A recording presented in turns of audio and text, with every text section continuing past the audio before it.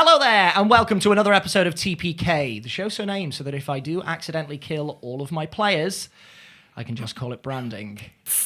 Welcome to the Players Keep. And speaking of those players, let me introduce you to them now. Right on my left, I have Derry Gray and Pete Austin. And left on my right, I have Lisa Ollivant and Kendall Boardman. I am, for now, the one and only Jack Fletcher, but as we know, that can change at any time. Before we get into tonight's episode, we have a message from beyond the grave. Whoa! Who is that? Hi, my name's Ben. I used to be a player here. Now I'm just admin. You're just a PA. Yeah. So I'm just going to come in and let you know that our Patreon's still active. Yay. That's good. Yeah. Still active. We'll see if I change that. Willow may not be, but the Patreon is. Yesterday, we uploaded episode 3 of Keeping Watch. Come on. With Jack and Dewey. That's me. Jack and talking Dewey. about themselves. And themselves. What else? Talking about yourself again. My And favourite subject. themselves. I So that is all of the first 3 episodes of Keeping Watch. There'll also be all of our roll credits. Roll credits. Shout out to Duncan for all the amazing graphics that he's done for it. Slam dunk. Honestly, the amount of sleepless nights he's did over that last week leading up to the Patreon releasing, Hero. which peek behind the curtain is today. But, you know. So thank you very much for subscribing if you have. We'll put a link in the comments right now. It's there. Go and subscribe. So- Can you see it? Whoa! It's also on the link tree. It's also in the link tree. But yeah, unfortunately, Stop it! time's up. That's all from... Yeah, from me, Yeah. I've got to go because Cricket's asleep. Yeah. And Go look for a new job. yeah, she did Revivify, not Revivify. So I've got to with go. that. Bye bye, everyone. I died too. But Bye, Ben. Yeah, I know. It was nice knowing you. Love you. Can I get a Coke? Can I have a vanilla latte, please? And with that being said, let us not keep the players waiting what little of them are left. Let us not keep you waiting. It is time to enter the Players Keep.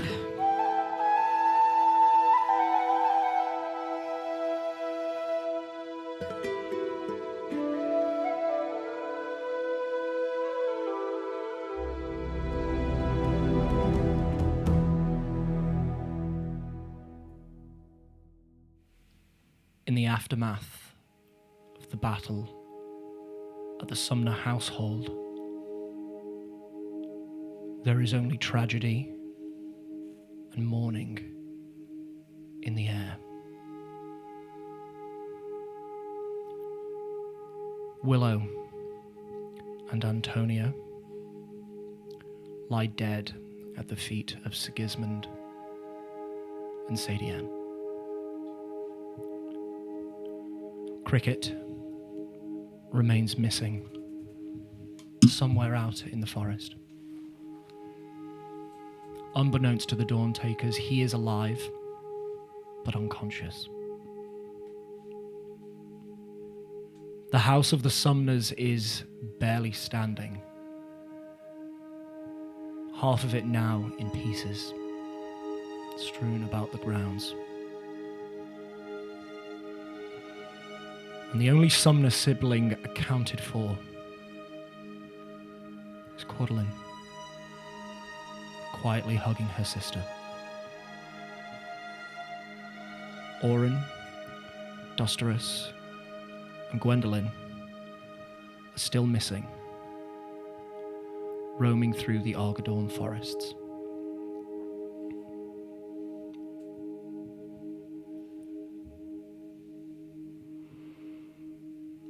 As those that are still on the grounds of the Sumner household sit there,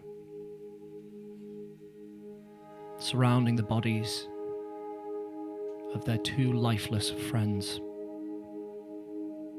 Sigismund takes the diamond dust and sprinkles it over the body of Antonia, trying anything to resurrect her,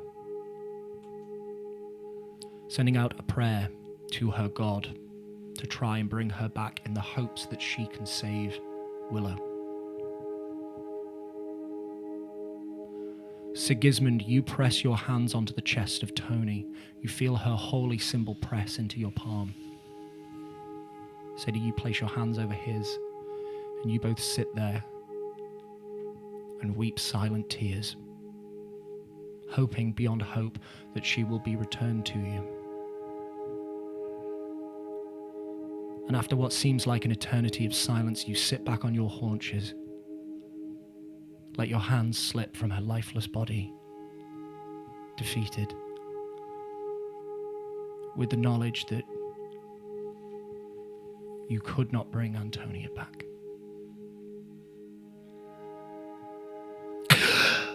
You suddenly see Antonia's eyes flash open. A ragged gasp of breath is sucked into her lungs, and she coughs as she lies there in the dirt, beaten, bloodied, but unmistakably alive. Can I please have Kendall return to the table?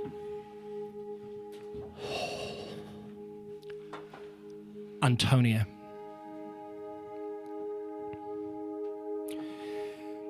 In the moments after your life was snuffed out, you were greeted with a vision. Yep. A vision not containing your God, or for that matter, any divine being. You were met by a mortal man, an elf, standing on the silver waters of a lake, overlooked by a gleaming city behind him. As he spoke, he told you that your pilgrimage was not yet at its end, and that through him, he hopes, he has helped you to reach its zenith. And that was all you saw. For when you opened your eyes, you were not looking at an elven man, nor a city. In fact, you cannot see anything at all, as you remember you are still blind from gazing at the form of the aspect of Corlux. You feel, however, that you are on your back, sore and utterly exhausted. You feel a pain in your midriff. You feel the burning of your lungs in your chest from the battle that has just transpired, and you can feel the weight of something on your chest, like sand has been poured over you. Tony, what would you like to do?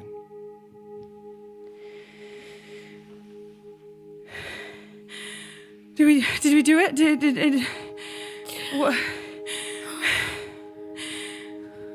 Tony, you're alive. Say who's that? What? I can't. me, What's it's me. what? It's me. It's okay. We're here. It's okay. It's gone. The thing is gone. Okay. Where's Willow?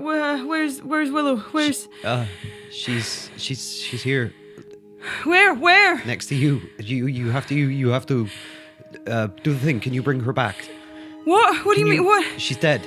Tony. I'm gonna reach over to Willow and You reach out a feel hand, her. and right next to you, you can feel a body. How long has it been? I don't How know. long has it been, Ziggy? I don't know. Fuck! I'm Couple gonna of minutes, maybe. try and find the diamond in my bag. A diamond was to tip everything out. You can do so. You, Can I help? Yeah, What is absolutely. it you look for? I need a fucking diamond. Where is it? Here. And I'll press it into hand. Okay, I'm just gonna press it into Willow's chest and just try and cast Revivify. place your hands on her body. You cannot see this, Antonia, but Sigismund and Sadian, you can. You see that her skin has paled, but the bruises she bore just before her untimely demise bloom underneath her skin like macabre dark blue flowers pushing through a blanket of snow. Her eyes are closed and you wish you could imagine her at peace, but the contorted nature of her body from the final blow of the aspect does not leave much room for wistful imagination. In that second, you, Antonia, push every ounce of divine energy you have left in your body, trying to revivify her.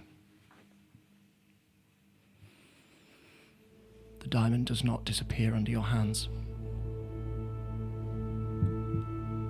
She has been gone from this world too long. Willow Calera is dead. What's it not working? Wait, I can't see it. I can't see anything. I don't- Why? I don't know. Why it's- is... She's not. No. It's been too Mm-mm. long. No. Mm-mm. No. Where's the diamond dust? She had it. Where is it? Where is it? I used it. I used some of it. What do you mean? You where? I tried to do what you do and bring you back. I didn't. I thought it was the But dust. wouldn't and not- He prayed to Haver and Tony. It brought you back. I think. Sigismund and Sadien, you can still see the diamond dust is on Antonia's chest. It's kind of. It's all over you. As you reach up to touch it, Tony, you can feel that it is coarse, it's sharp. I'm just gonna cast Great Restoration on myself. As you cast this spell, Sadien and Sigismund, you see that the diamond dust turns to silver mist and floats off of her chest.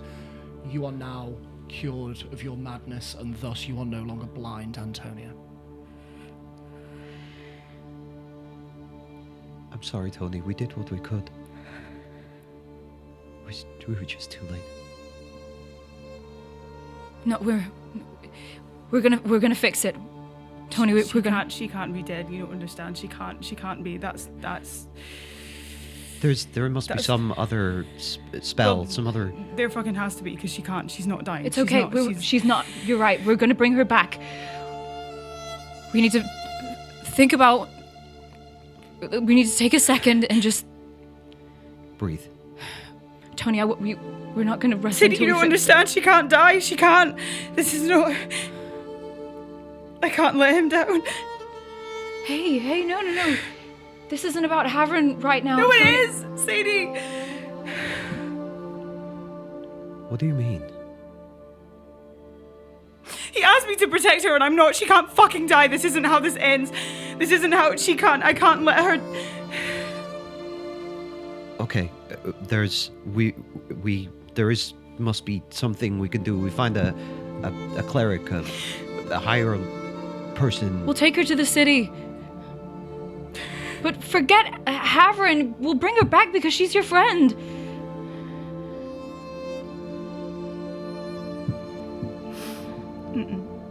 This isn't over. What I the fuck do promise, we we'll do? bring What do her we back. do, Sadie? What do We'll we take do? her to a temple. We can take her to your temple. We can transport her there. We know it works. There's a way. There's magic. There's powerful magic that can bring her back. It's not over. Okay? Look at me. We're gonna fix it, I promise. I promise. She can't die. She won't. We'll bring her back, Antonia. We will. It's not your fault. I'm so sorry.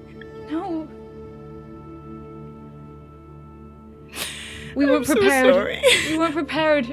I shouldn't have brought you here. I thought he helped. I thought he was. I mean, He did help. he did help. It just wasn't enough. Where's your mum? Where is she? I can help her. What do you mean this can't be for nothing, Sadie? Where is she? There's no body. She's gone.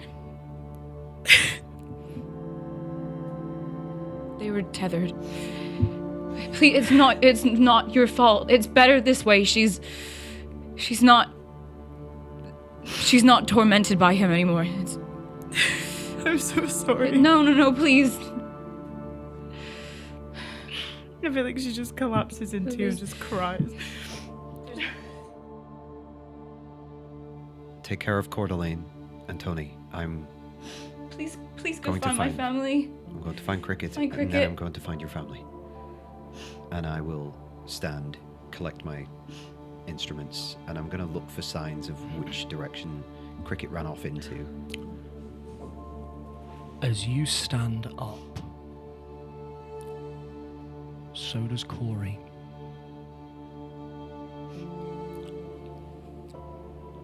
you look at this little girl and you see this mask of quiet maturity has fallen over her face.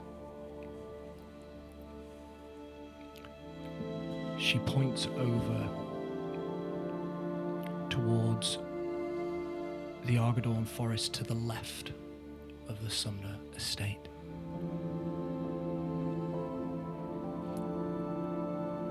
Dusterus went in that direction. He was running. I don't know how far he got, but he went that way. I know where Gwen and Oz went too. Can you show me? I can go and find them if you want to go and get Dusty, or we can go together and get them one at a time. I will take a knee so that I'm eye level with her. Listen to me, little squirrel. I need you to do me a big favor, okay? You have been so brave and so patient, but I need you to stay here and look after your big sister and Tony for me, okay? Can you do that? Sigismund, make me a persuasion check at disadvantage.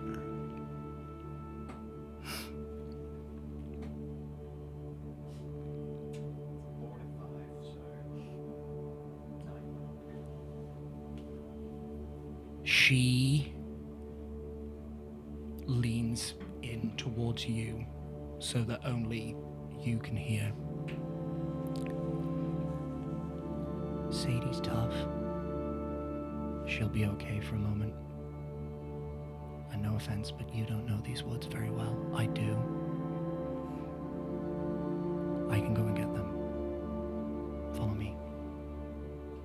And she just walks off. Not towards the direction she saw Dusterus move. She walks south to where, at least some of you know, Gwendolyn and Oz ran. And we are going to pick that up in just a moment. Before that happens, we are going to let this moment transpire. Sadie Ann, you see your sister move off towards the woods, Sigismund in tow. And you are left cradling Antonia next to Willow. Is there anything in this moment you two would like to do, or do you just hold each other? If so, we will cut to Corey and Siggy. I feel like Tony's just crying. I think before Tony woke up, Sadie cried a lot into Sigismund. Now that Tony's awake, there's a newfound resolve, and Sadie wipes away the tears and she sees Willow's body and realizes that somebody needs to step into that role for now. And she watches her sister walk away and realizes that she has somebody else that she loves in front of her, and knows that she has to be strong for her, just as Willow would be if she were here. And you see her pull herself together and go into mother mode. And use my free hand to conjure Satchel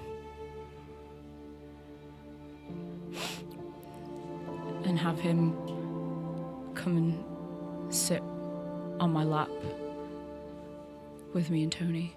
CDN, how does it feel when you cast this spell? What is the physical sensation that runs through your body? Or the emotional? It's like bringing forth a part of her. A part of her childhood. A part of her before everything went to shit. A part of her that resembles hope and resilience and playfulness and being childlike and full of wonder. That's what Satchel is to her. And that's what it takes emotionally for her to conjure him. Thank you. CDN, in this moment, you go back to a time in your childhood where you remember playing with Satchel. You recall that joy, that hope. And you will it forward to manifest corporeally in the physical world.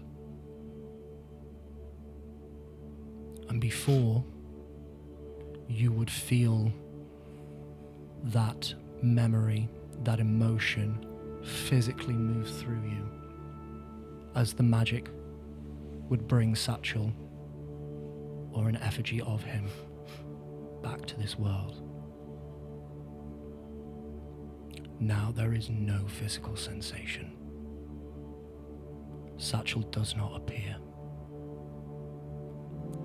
In that moment, you suddenly get the sensation that you are being watched. And you look over to the Argadorn forests, and stood between two trees is Blood Tulip Dan.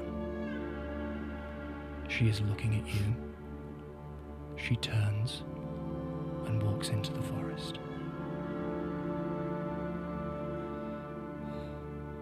Am I aware that this is like a usual vision, or does this feel real? Does it feel like time has stopped?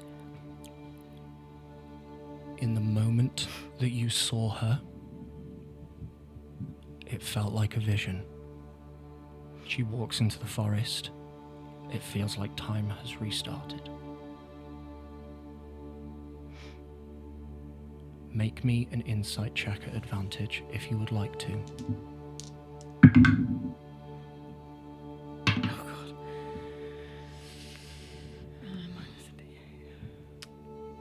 10. Is exactly the DC. You get the sensation Blood Tulip Tan wants you to follow her.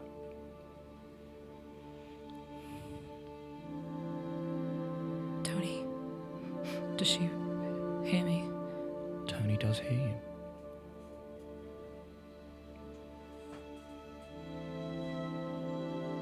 I ignore her. Tony's just crying in your arms. I'm not going anywhere. I just cradle her.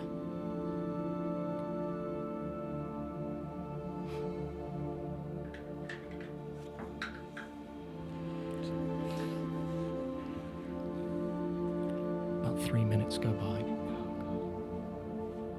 Wind. Not strong, but a breeze starts to lift some of the stray strands of hair. It is blowing in the direction of the forest. In my head,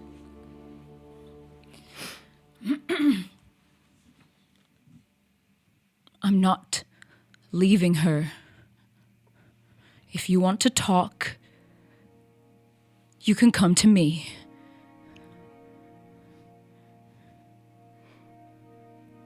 So be it. Your vision goes black.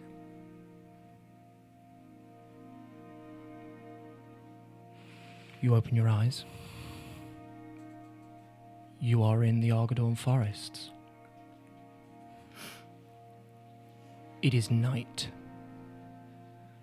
And it is dark. There, with her back to you, stands Blood Tuluk Tan. Her feathers are also black, each one with what at first looks like patterning that any bird might have. And then they shift. They are eyes. She turns around and you see her face, pale white, 3 hooked black beaks, and 2 glowing white eyes.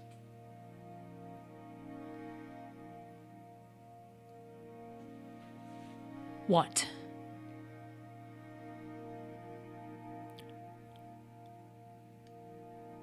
I would measure how you speak to me, Sidian. What are you gonna do? What else do you have left to take from me? You trying to intimidate me?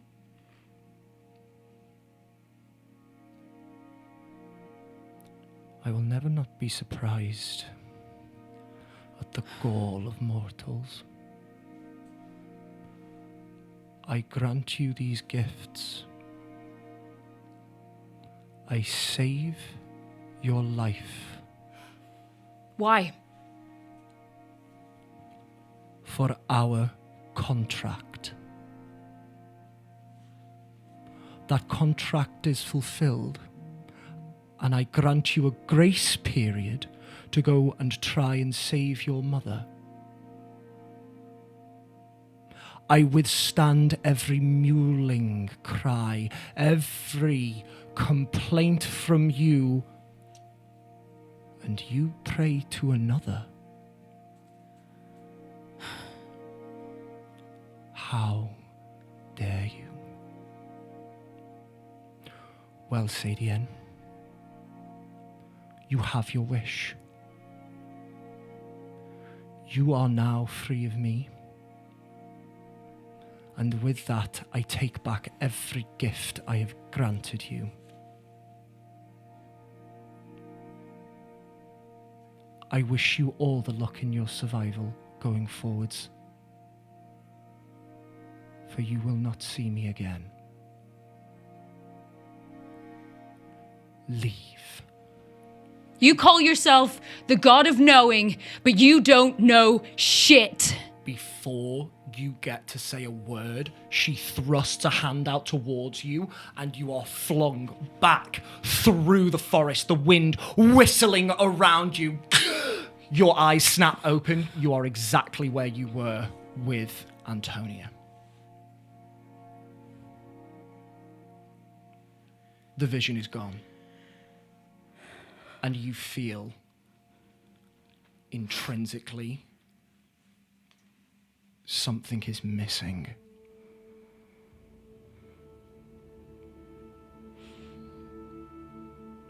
I don't even try anything. I know it's gone. As you sit there,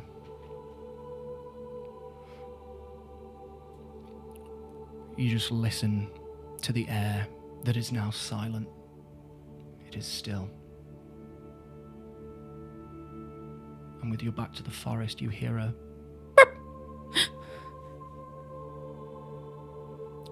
out of the forest bounds Satchel.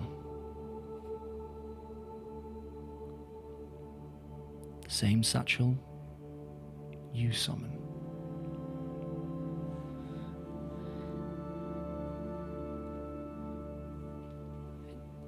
Does he come to me? He bounds right over to you. I touch him. Does he feel like he usually feels? Mm-hmm.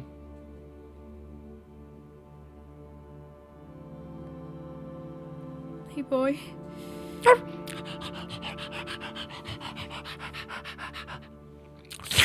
Licks your hand.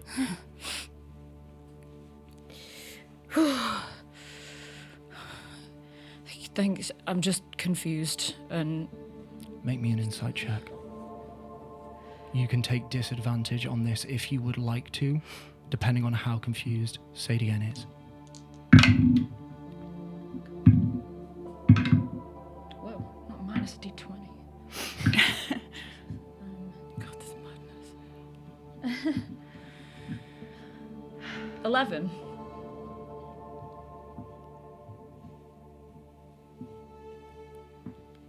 You do not know why Satchel is here. You do not know for how long. You do not know if you will be able to summon him again should he disappear. It seems that Blood Tuluk Tan has granted you one last small favor. What her motivations are for this, you could not fathom. But this seems to be the last manifestation that you will get from the Mother of Night and Knowing. And we are going to cut over to Sigismund and Corey.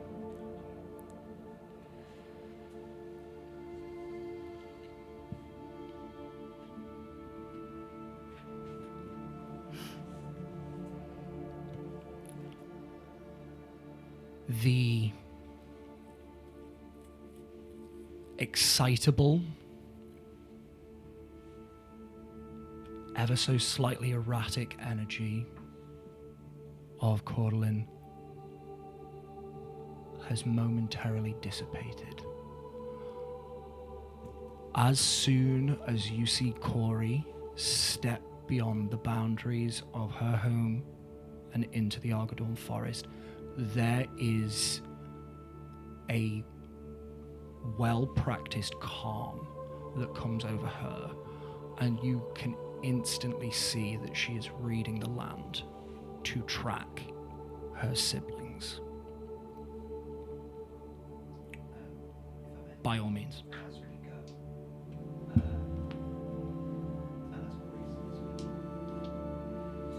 Mm-hmm.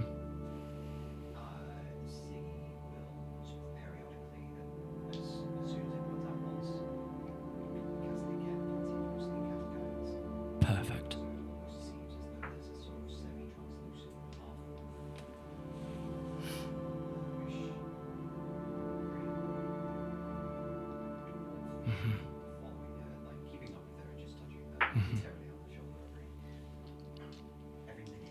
Thank you.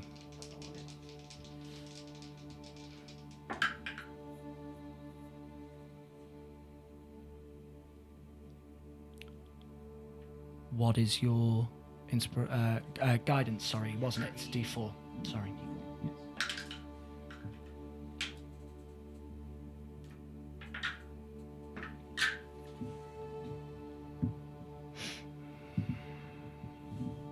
Sigismund, can you please make me an insight check? Straight roll. 15? 15's very good.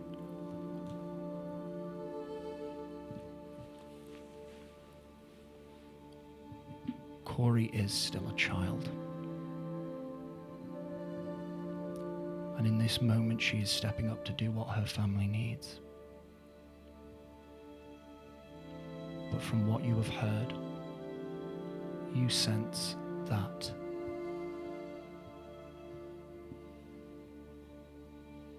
she is still shaken. Maybe 10 seconds into the forest, you catch that as she reaches down to try and move some of the underbrush away to look for a track, you just see the tremble of her hand.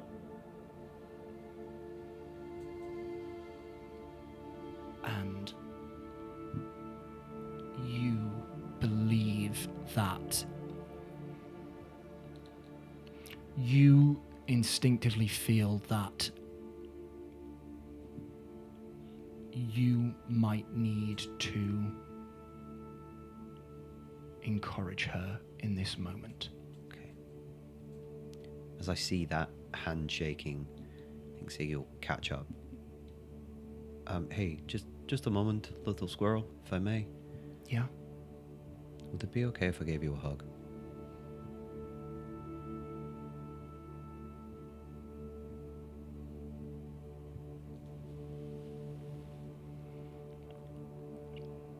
I'll just hold her for as long as she needs.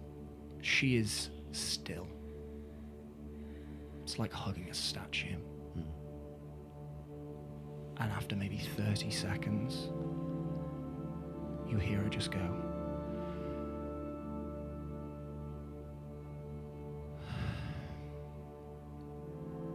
Thank you. Okay, come on. We need to get moving. You release her. She turns around and continues.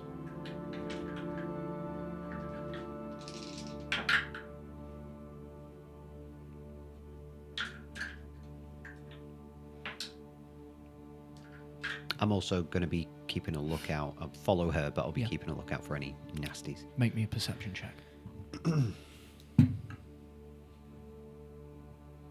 15 again. 15 again.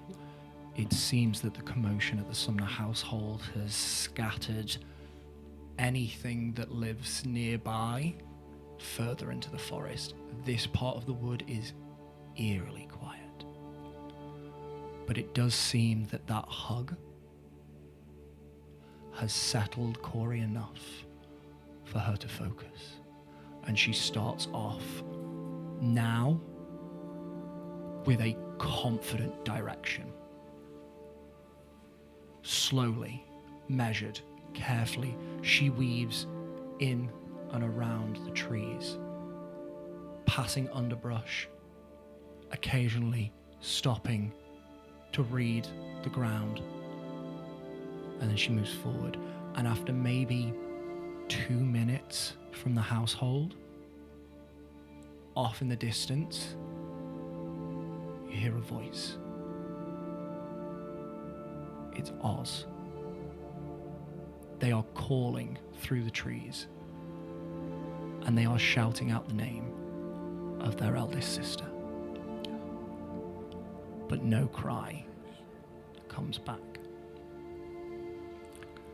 It doesn't take much time as Corey sets off, shouting Oz's name before you eventually find them. Oz is circling an area of the forest, a small hillock, this rise in the ground, and Oz stands atop it, looking out in every direction. And as you brush past the undergrowth, Corey rushes over to them. Oz whips around, sees Corey. I lost her. I lost Gwen. She slipped over the rise and she disappeared. I'm so sorry. I lost her. I'm sorry. Corey responds. Oz, it's okay. It's okay. We'll find her. No, it was me. It was my fault. I scared her off. Gwen, I'm so sorry. Please, Gwen, please come back. I'm sorry. I'm sorry. I'm just going to lay a hand on Oz's shoulder. You walk up to Oz and you actually catch them as they just collapse to the ground in tears. Okay. It's okay. You're okay. You're safe. Look, we can find her. We will find her. You have been so strong and so brave. I know Sadie will be proud of you. I am proud of you. But for now, we have to find Gwen. Can you do that? I can try. That's what I like to hear. You're strong, Oz. All of you Sumners are. Take a moment. Breathe. Okay. Deep breaths. That's it. Now, I need you to tell me, what's the last thing you remember Gwen doing? Where did she go? What did she do?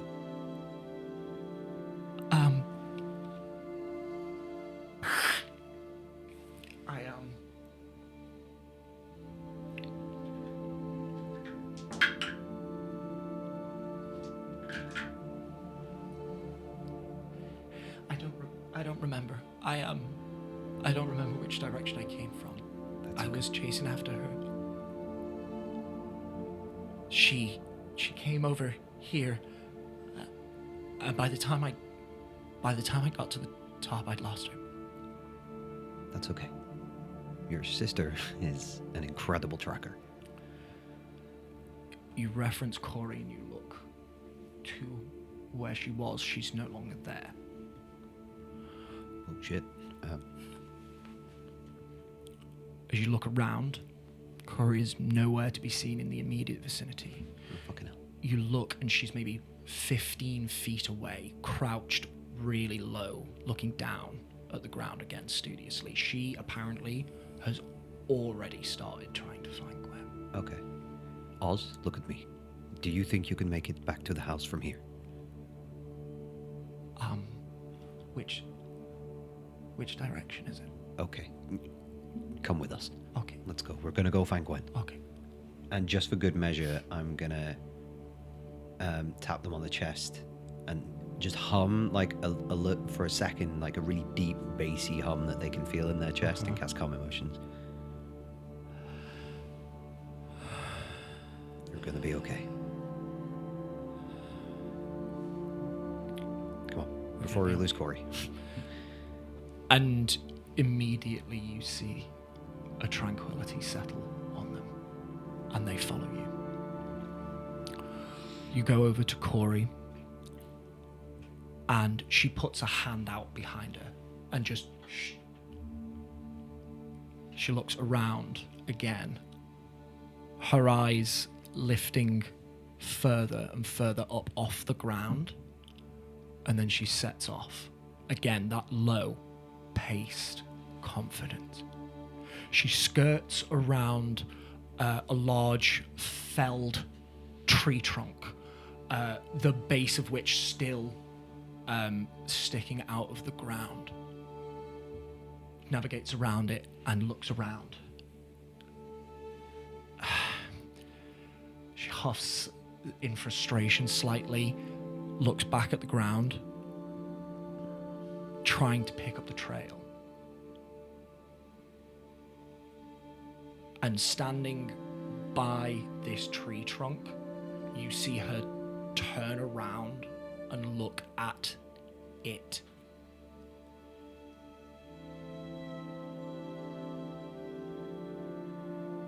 Gwen?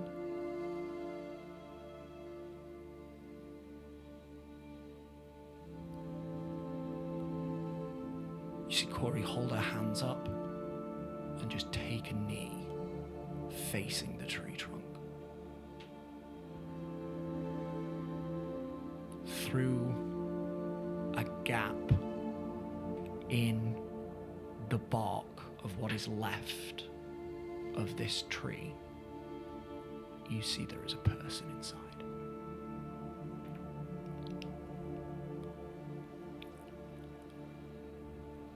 Without taking her eyes from the tree trunk, Corey puts a hand out in your direction and beckons you over.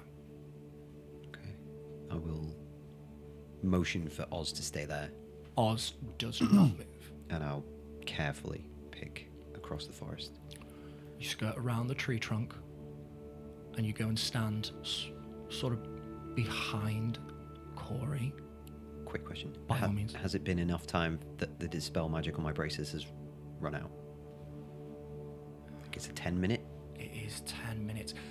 The magic would still be up. Mm-hmm. It's been maybe 5 minutes. Okay. You've got another 5 minutes left on that, unfortunately. Okay. You look into the hollow of the trunk, what looks like it was once a large oak tree, and there in the empty chamber is a terrified looking Gwen. The harsh red scratch down the left side of her face from where Oz clawed at her. And she's just staring, wide-eyed, in terror. Okay. I will see this. And again,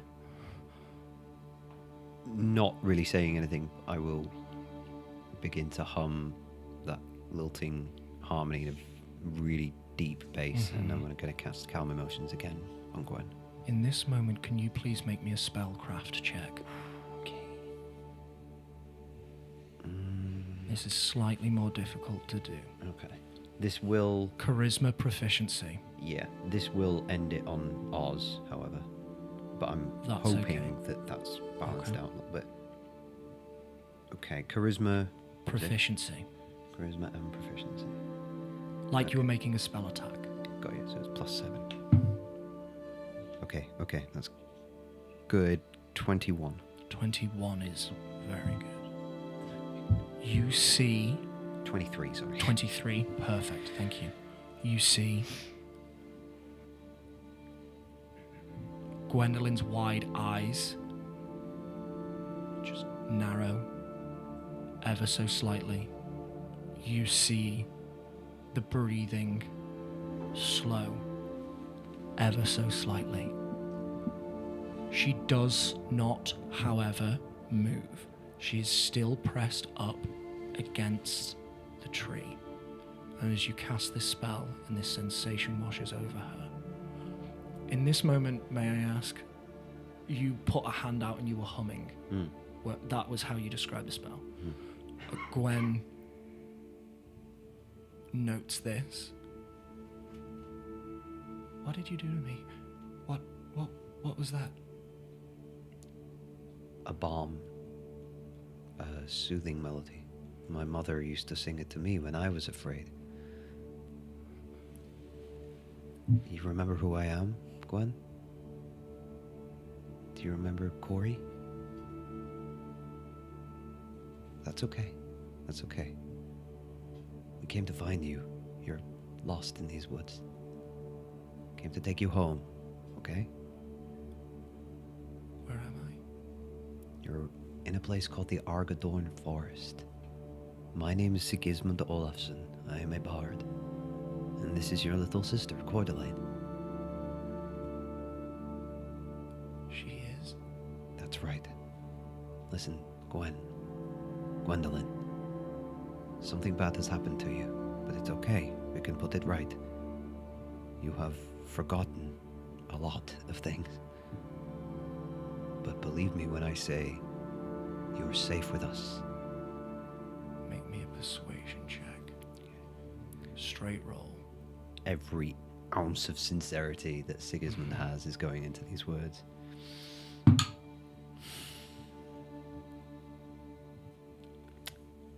$12.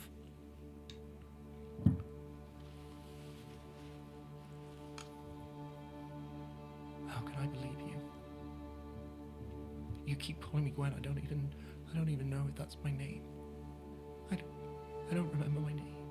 I don't remember my name. I don't remember my name. I understand. You just have to go on faith, I'm afraid. It's terrifying, I know. I'm scared too. But do you have a home? I don't know. You have a family, and they miss you dearly. Please, Gwen, and I'm gonna get on my knees at this point. Please.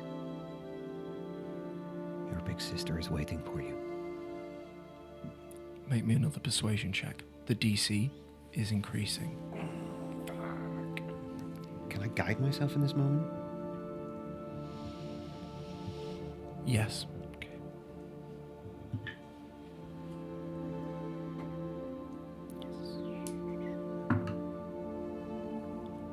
26. That will do it.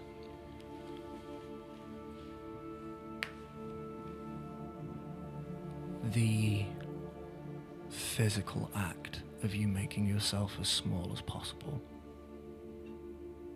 helps to shift her focus back to you.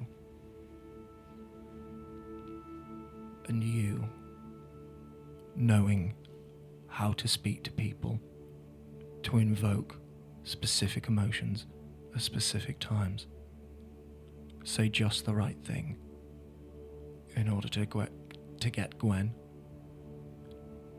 to stop pressing herself against the tree trunk. She doesn't move out of it yet, but you see her shift forward. You know where I live?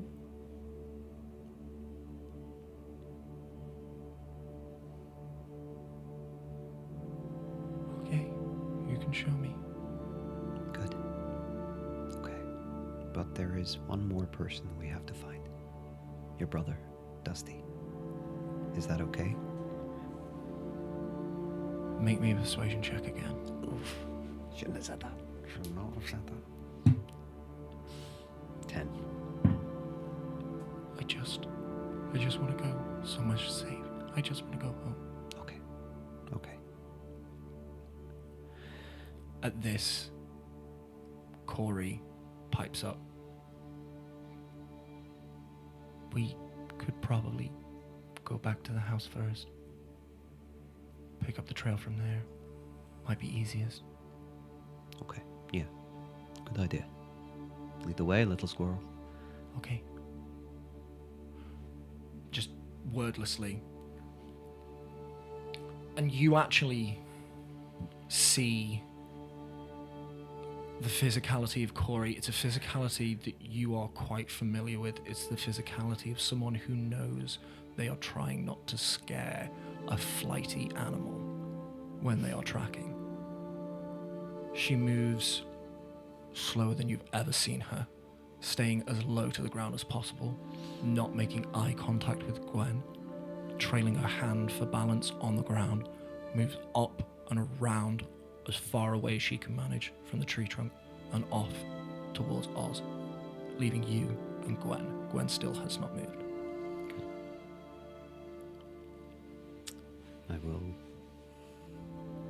I'll stand up and tentatively offer my hand. Persuasion check. Guidance?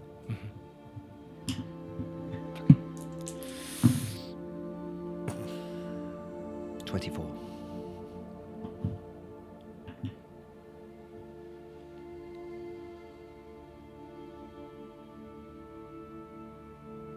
And I won't close my hand. I will allow her to grasp mine before I do so. She does. She allows you to move her and just ever so gently pull her out of the tree trunk. She stands. And she stands up and out. I'm gonna kind of.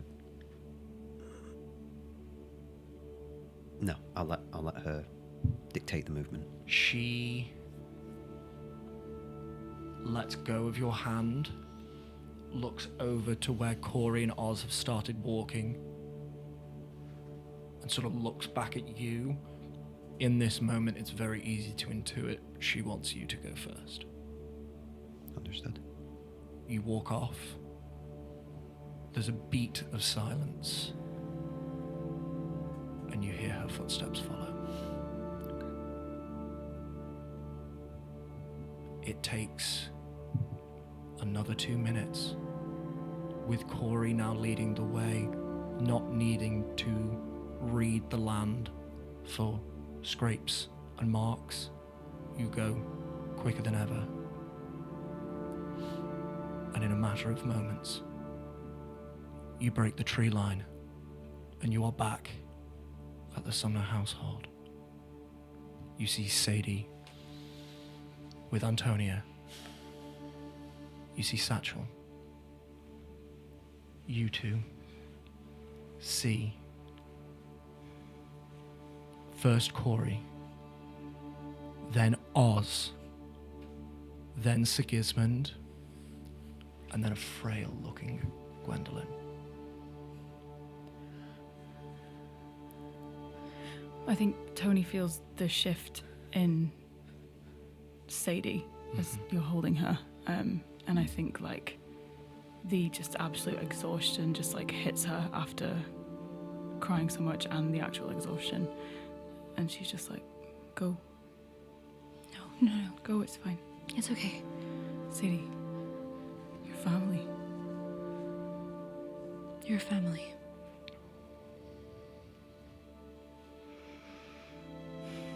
I'm okay. Go check they're okay. Okay. Just like slowly, like gently let go. I leave Satchel with Tony. He just sits half on your lap. I go over. You walk up and Corey meets you like 15 feet away from Antonia. We found Oz. We found Gwen. Gwen's not herself right now, Okay. so It's okay. be careful. Right. She's scared. Got it. Maybe she doesn't know any of us. She's forgotten us. That's all right. We'll fix it. Okay. You did so good. I'll ask Siggy to see if she's okay to stay here with you whilst we go and find Dusty. And Cricket the Grung. Okay. Yeah, you can leave Gwen with us. Hopefully. I'll be right back. Okay. She turns, walks past Oz, grips their forearm for a moment in a squeeze that you have seen Gwen do 1,000 times before, and your mother do 1,000 times before that. Corey comes back over to you, Sigismund. Okay, we need to go find Dusty. Can you check if Gwen's okay to stay here whilst we go?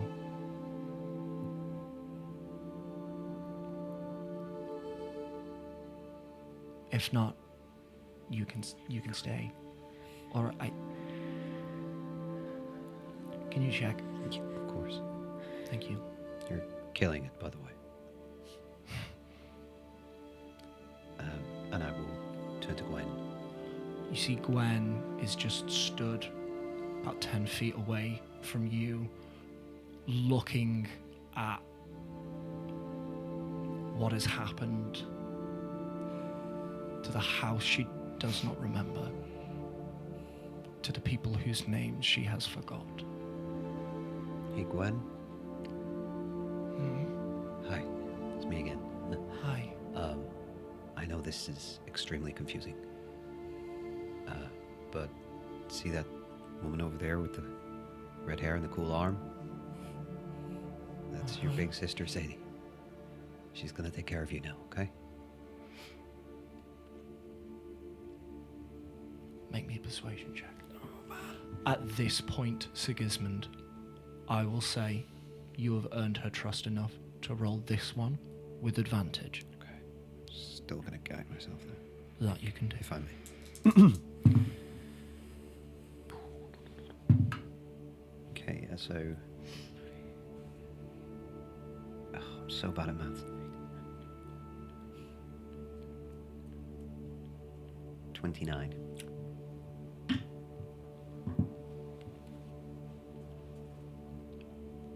You're not going to be going long, are you? No. We just gotta go find your brother and my friend Cricket. Bring him back here. So so that everyone can be safe. You promise? I swear. Okay. And my people don't take swearing very lightly. Okay. I believe you. I'll see Thank you. No need to thank me, but you're welcome. Do I go inside or do I wait out here? Go to Sadie. Shady. Okay. She needs you, Okay. and you need her. Okay. Okay. Okay. She walks on off. Corey looks at you, nods, just wordlessly sets off towards the forest. Let's go, little squirrel.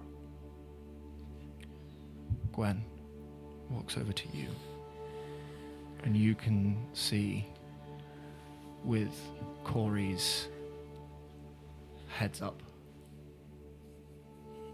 Gwen is looking at a stranger. Sadie? Yeah. Hi. Hi. Siggy said I was to stay with you. Yes. Yes. If that's okay. We're just gonna stay put right here until we get everything fixed. Nothing bad's gonna happen. Okay. We're just gonna sit and wait. Okay. Okay. Okay. She just looks around, not knowing what to do with herself. Do you wanna come sit down with us? Sadie Ann, can you please make me a persuasion check? I will say, given Sigismund's success, she feels comfortable enough for you to roll this with advantage as well. Okay.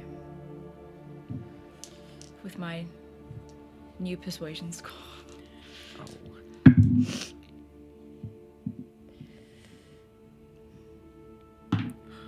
21. Who needs blood to look down? Sadie's still Sadie.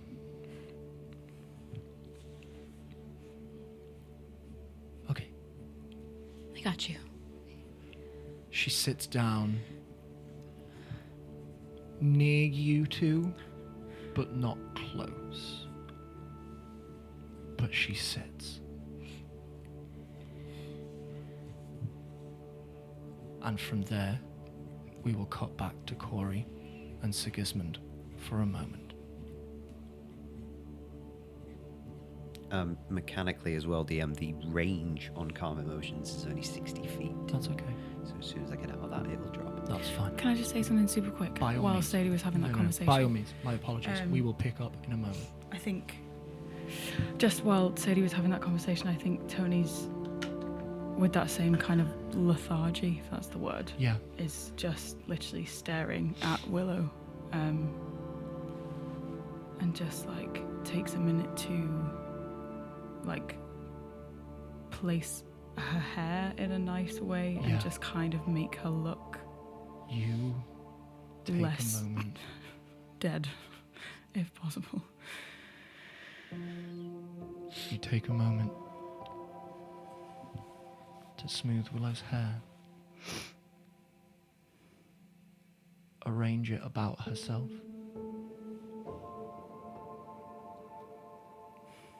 You neaten her clothes, smooth out some of the wrinkles, brush off some of the dust, and you do what you can to make her comfortable. I'm just gonna take her hand and just hold it, but she's just like staring. That's what she was doing. Thank you. Is there anything else in this moment that you two would like to do before we move back over? I'm gonna say to Gwen, hey, so the Gwen I know, my best friend Gwenny, she loves to read, just like me. And I pull out of my bag the book called The Brave Little Satyr. And I pass it to her. I want you to read this, okay? And escape. And we can talk about it afterwards. It'll make you feel better. You see silent tears spill down her face. Thank you. It's okay. She takes the book, nestles it in her lap, and ever so gently opens the cover, starts to read. And then I'll see what Tony is doing and just go back to holding her hand. You do? That's it. Thank you.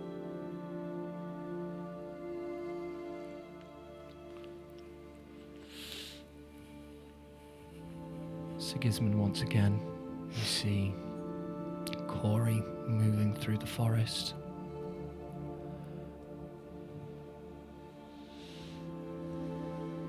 Tracking the only Sumner sibling left to find. Are you casting guidance? Yes, sir.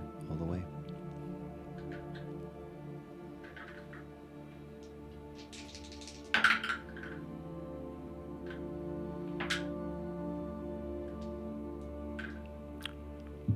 Sigismund, can you please roll me a D100? Why? No more, please. If I could get them out of my box, that'd be great. Let's do 10. 81.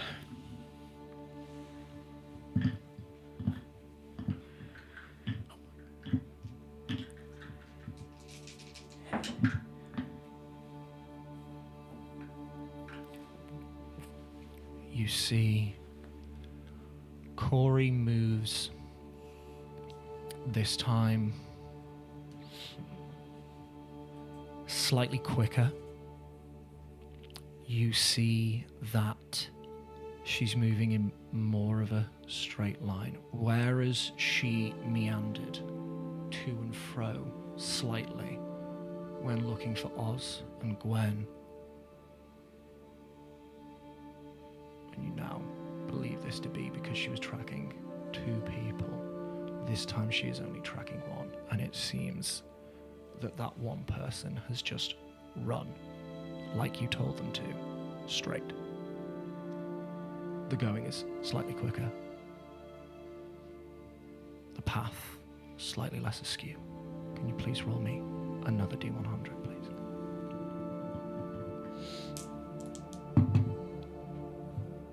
$76. Thank you. Stressing me out.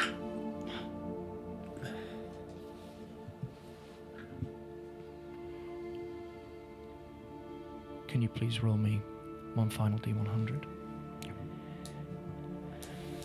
Why do I feel like big numbers are good? That's cacked. 71. Whoa. There's a certain point at which Corey stops and looks around, and then she veers off to her left through the forest. And as she moves, you start to see the path that she takes through the trees go from this straight-ish line, and it starts to meander more and more. And after 2 to 3 minutes,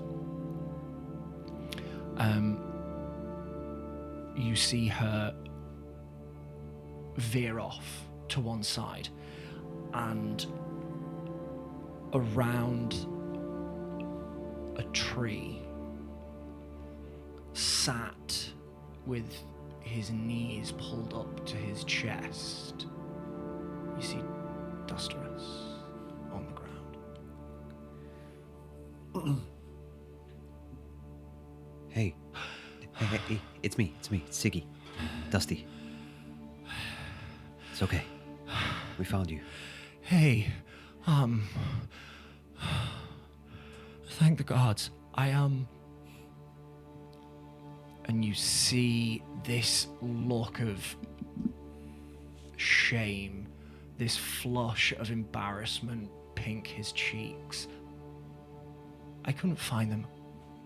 I got lost. It's okay, dude.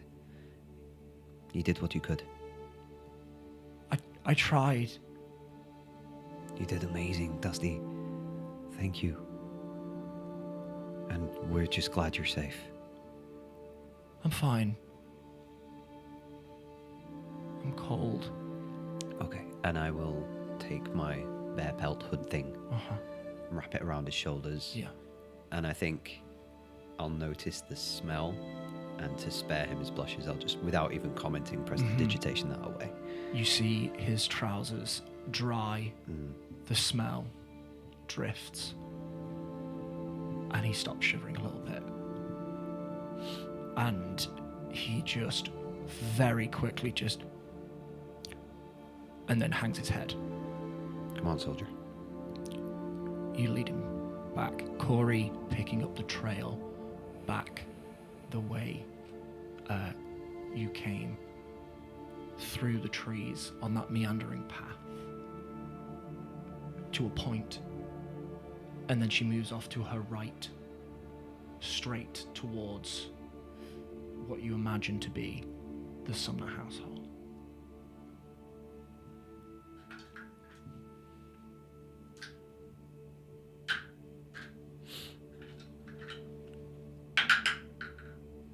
That's cocked.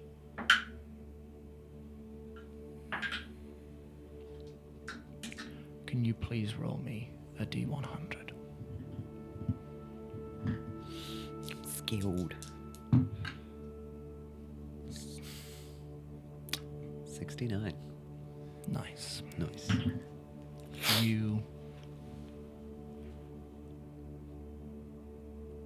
You follow this path, and before 10 minutes has passed, you return to the Sumner household. You see Gwendolyn reading a book. You see Sadie next to Tony. And Corey leads you over to join the rest of them. Oz is sat nearer to Sadie, giving Gwen some space, but sort of back to the house and their sister, just sort of playing with a twig in the dirt. I think as we went as well, I would have sort of quietly explained to Dusty about Gwen's situation in particular. Okay, thank you. Yeah, okay. I'll follow your lead. Okay. Cool. Thank you. And as you stop, he looks around at the house and just... I know, dude. We got a lot more fixing to do. Yeah. That's okay.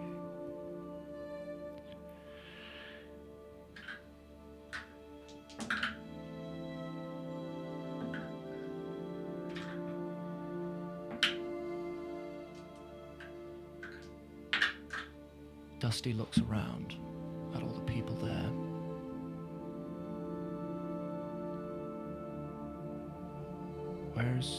Where's your friend? Yeah, Cricket never made it back. We're gonna... Wait, what? I saw him in the forest. He was coming this way. You did? Where? I was running through the forest, and I ran into him. He told me to go and look for Oz and Gwen. That's how I got lost. Okay. He's not back. No. We don't know what's... Fuck. Corey? Okay, let's go. Let's go find him. Dusty, Where did you see him? I don't know. I was running, and then I stopped, and then I went to look for. I know the spot. Okay, I can pick up the trail. Okay, let's go. And she just immediately moves back off towards the forest, and Dusty flings off the cloak, hands it back to you, and just nods. And you can see him looking to put on a brave face, and he turns to walk over to the rest of his siblings. Corey immediately runs off through into the forest, once more picking up this straight trail that just charges straight through the forest. A couple of minutes tick by before she stops, and you recognize this part of the forest. This was where she veered off to the left to pick up Dusty's meandering trail, and she then starts back pedaling, treading backwards, looking around.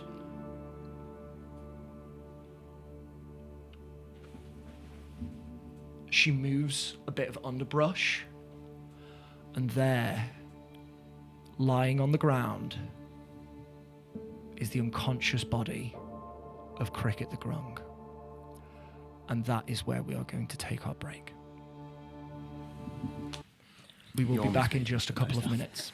See you then.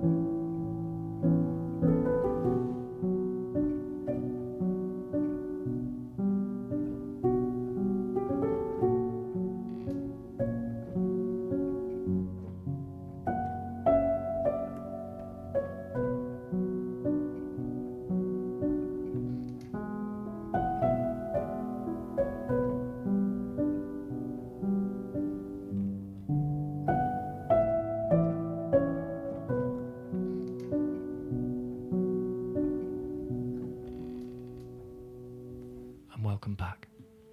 Sigismund, you see Cricket's body on the floor.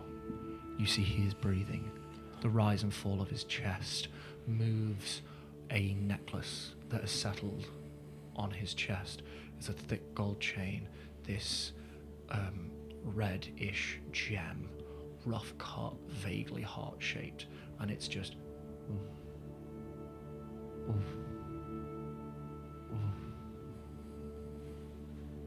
Fearing the worst for a second, I think Siggy's kind of calm demeanor falters, and he's like, "Cricket," and he runs and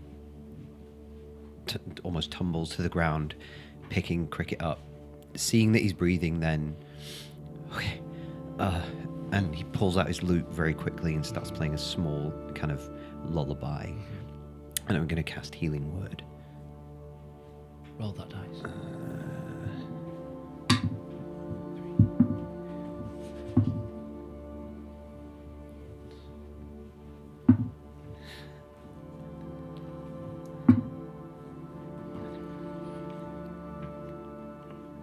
19 points of healing to you, Mr. Cricket.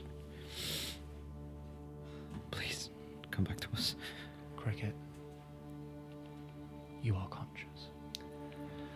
I think in the last moments before he hit the ground and fell unconscious, he saw the creature, and it affected him in a way. It pulled a negative, like an old film negative in front, and as he kind of saw the trees falling and he saw these mad tentacles, he also sees a glade with a different genus of trees. They're much thicker, they're almost bulbous, these kind of reeds in a glade with moonlight and a couple of figures.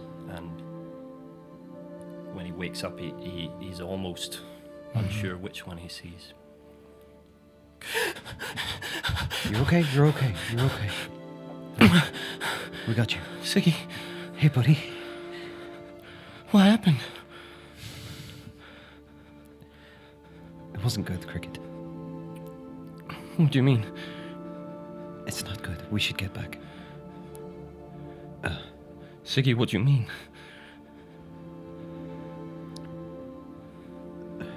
Willow, she... He's already gone. You run. Knowing exactly where you were, knowing exactly how to get there, you run. Sigismund, you may make a move if you want, but Oh, you yeah, already I was know gonna that take off Cricket will get there long before you ever can. Yeah, I'll sort of grab Corey. He's quicker than us. She runs. Yeah. Cricket, you run through the trees, and it is but seconds before you break the tree line. Sadie M, Antonio, you hear the frantic crash through the forest, and you look over. Cricket bursts out of the tree line. Tony doesn't look. She's just staring at Will. Cricket there, lying in front of Tony and Sadie, is the body of Willow. As he comes through the clearing, he'll stop for half a second and see and not believe, and then re-see, and then re-not believe, and then just dashes straight over to her body. He's normally very conscious of his skin and the fact that he shouldn't touch people, but if anyone is in the way, he's pushing them out the way to get there first. No one is in the way. Tony holds her hand, but that's it. You can reach Willow.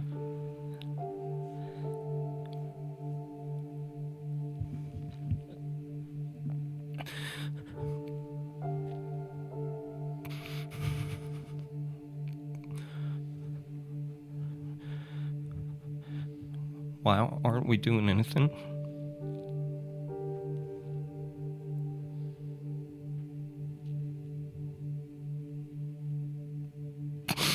Why aren't we doing anything? Cricket, we can't for now. We have to wait.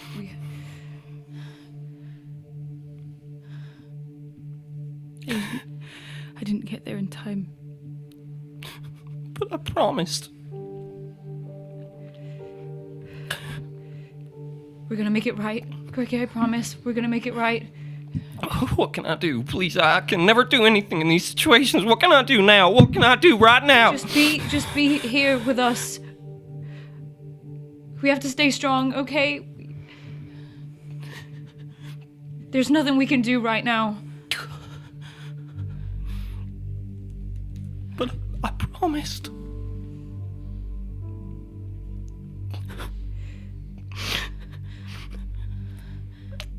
Tony, please, I promised.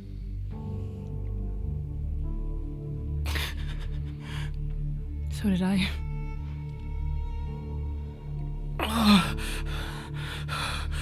Look, it's nobody's fault. It's nobody's fault.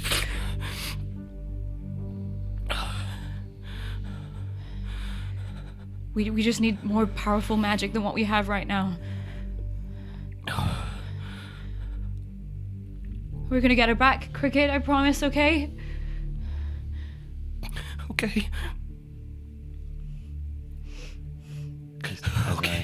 So gives when you arrive. As I catch up with Cricket, I'll kneel down next to him and place a hand on his shoulder and squeeze tight.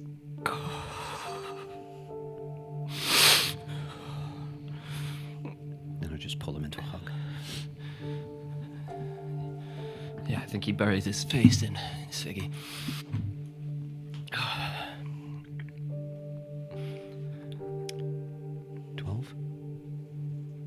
I don't even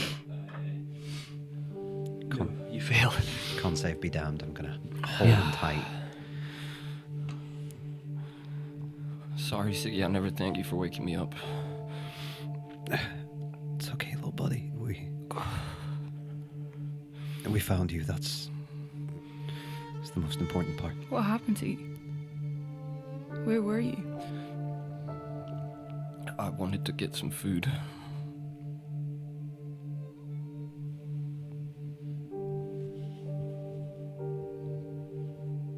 I thought everyone looked hungry and I wanted to feed them. Cricket.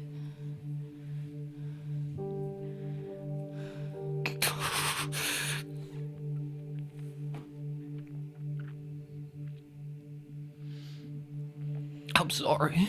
No. Don't. You're just doing the right thing.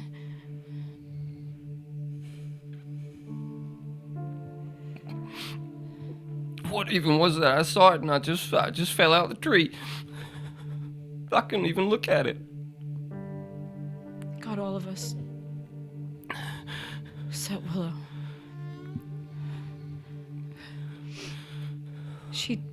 She threw herself in front of my family.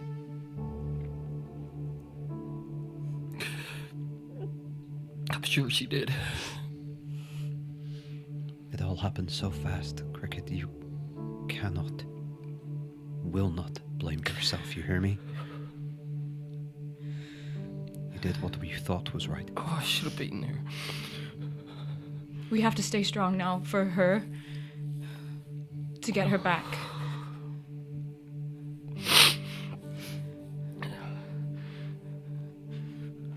We won't rest till we get her back. Cricket, you hear me?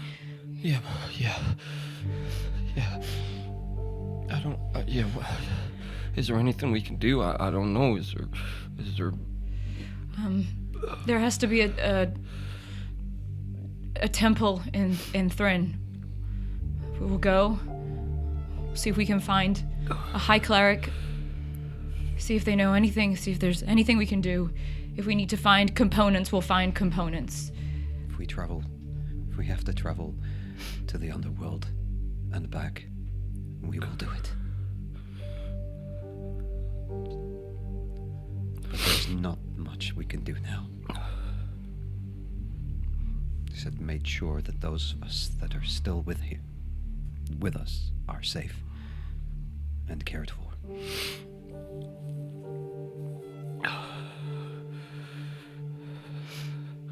Okay, we stick together. Nobody leaves anyone. Okay, nobody's. Okay. We're not going anywhere, Cricket.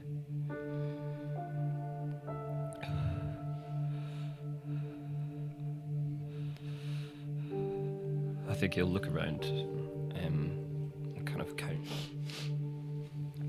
Sorry, he'll count who's there and who's not. You see Corey Such an old man. is stood next to Oz, and Dusty is near. Gwen is sat a little ways away, cradling a book, just watching everyone. All the Sumner siblings are here. Celine is not.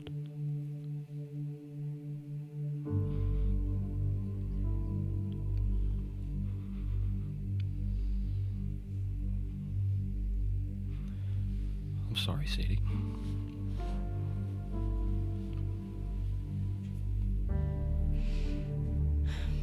No, I'm sorry. I should have thought about it more. Should have researched more. Shouldn't have rushed into this.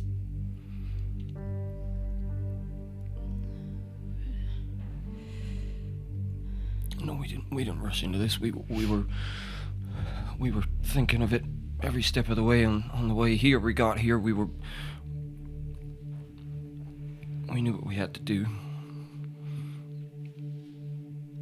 I don't think we could have saved her.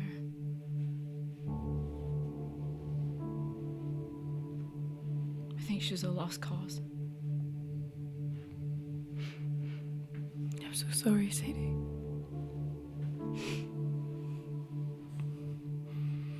Thanks. Thank you for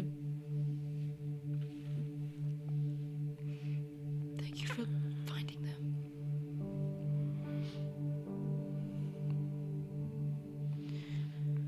I don't know what I would have done. I know.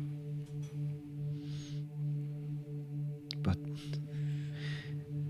if I'm honest, I didn't find them. Corey did.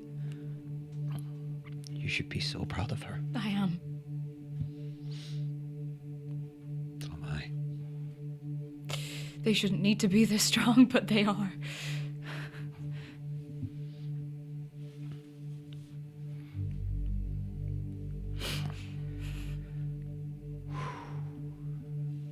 We'll take care of them too.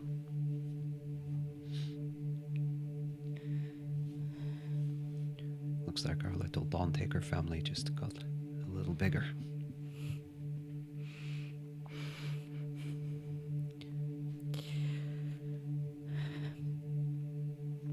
We need to get some rest somehow before we can even attempt to figure out how to fix this.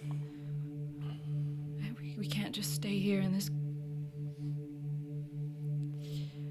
I look at the house. Does it look like there's anything salvageable where we can stay inside and be warm? You look at the house. For this evening, it will provide you shelter. The rooms at the back look fairly untouched. But you imagine this will need a full rebuild at some point. For this evening, it will do. Okay. Please, can you just give me a minute with her? Of course. Let's move. Let's get everyone inside. Come on, guys. Corey moves over to Gwen. Dusty and Oz get up, follow you. I take them both in mine. They lean in. You head off towards the house. Corey follows. Gwen after that. Still clutching the book to her chest. Hey, maybe we should give Tony a moment, huh? Yeah, all right. Okay. And I will. Yeah. into the house.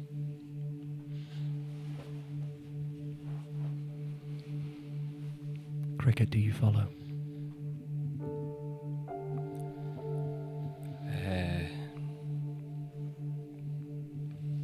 I might need to be cajoled, but I imagine Siggy will. I will, yeah, I'll start walking off to the house, pause, take a look back, see that Cricket hasn't moved. And again, just kind of gently place my arm around his shoulder and just kind of lead him off towards the house. Perhaps the softest and gentlest Sigismund has ever moved. You lift Cricket to his feet, and you walk him over to the house. Antonia.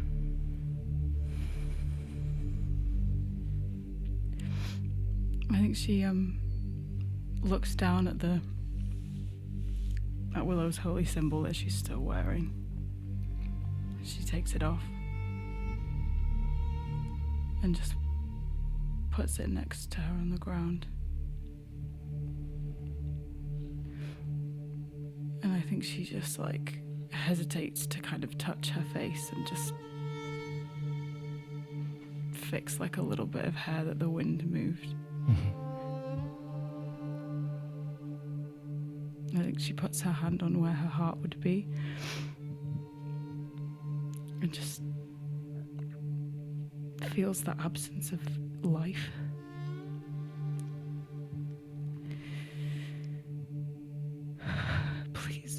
Please help me. I'm so sorry that I asked all of that of you, and I'm so sorry because I know you can't help like that now. But I can't lose her. I can't fail you with this. I can't.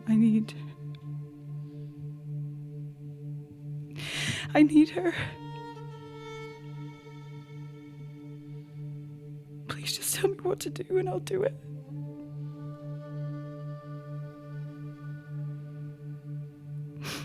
Rest.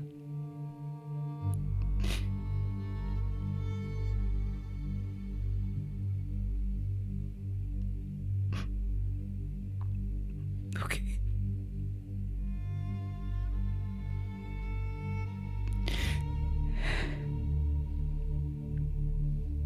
I think she opens her eyes and like tries to look to see if he's there.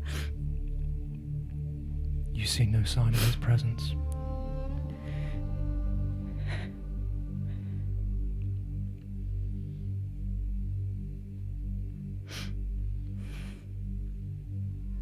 Okay.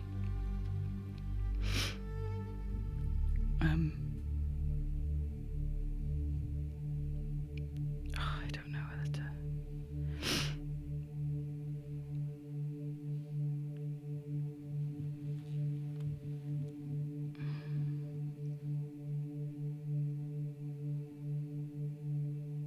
I'm just gonna stay there with her outside.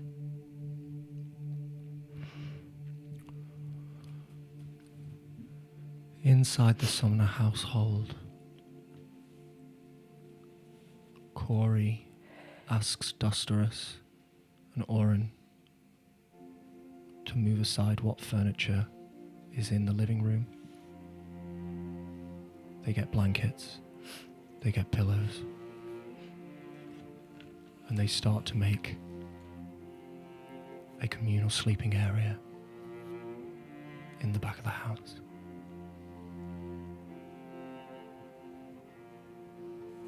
Everyone starts to settle down, everyone except for Gwen, who Corey shows up to her own room and allows Gwen to take some time for herself.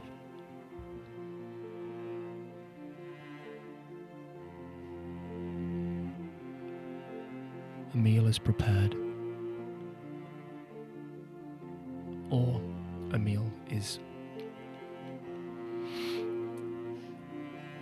started. About 10 minutes go by when you notice that Antonia is still not inside the house. I think Is it sort of getting dark at this point, maybe? Or It's not dark yet. The afternoon is drawing on. Evening will be soon upon you. I'll head out to the front, I think. Unless I see anyone else doing the same. And I'll head to where Antonia is still kneeling, lying. Hey, Tony. Hi. Don't you think she's going to get a little cold sitting out here? Maybe we should bring her inside.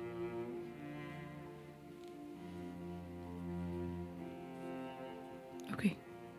Okay. Be careful. As gentle as I can be. With my -2 strength now. I will. Oh God. Yeah. I'll pick up with her. Carry her into the house.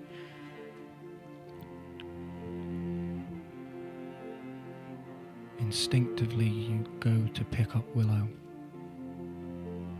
As you have done with Agaris and other people in your life. And the weight of the battle that has just taken place suddenly rushes back to you, and your arms tremble. And it is with the assistance of Tony, if she would,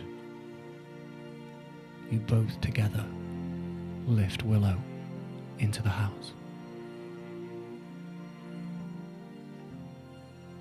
Corey comes up to the pair of you. We can put her in Mom's old study, or we can put her in a bedroom. Where do you want her? Perhaps in a bedroom. One sec. Sadie and Corey runs over to you, back into the living room. Sadie?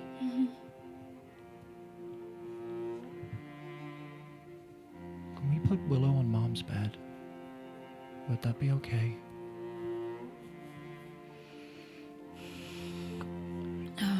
I just wanted to ask. I didn't know where to put her. Yeah. If that's all that's left, then yeah. Yeah. Of course. Oh, Don't disturb Gwen. no, Mom's bedroom's done. Can we... Whatever there is. She can have my room. Okay. Okay. Thank you. Thanks, Corey. Moves back off. Follow me. Leads you up to a very small room with a very small bed.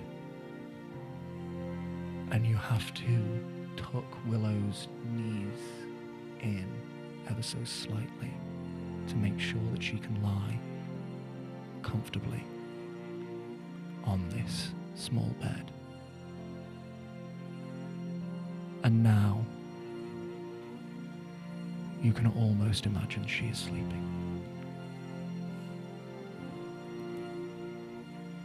Sigismund, can you please make me a medicine check at advantage?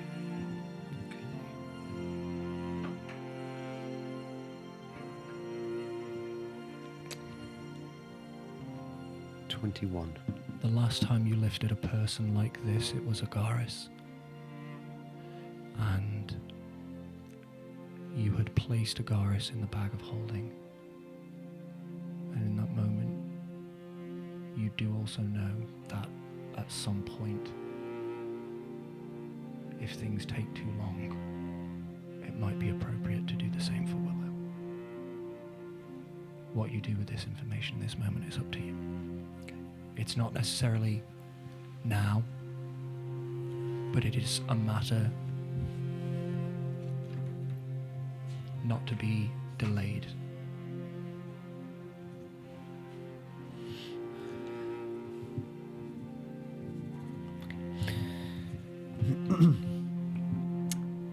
Okay. I'll keep that to myself just for now. Yeah. I think. Is Tony still in the room? You still in the room? Yeah. Yeah. It is just you and Tony. Corey has left. Okay. You gonna stay with her? Do you think? Yes. Do you mind if I just? Do you mind if I just sort of say something?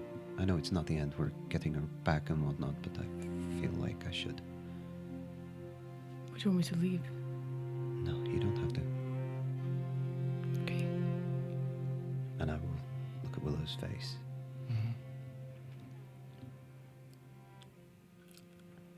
And then, yeah, again, feeling the weight of that battle and my weakness. I think it's just really hit hard in that moment where he couldn't quite lift Willow on his own.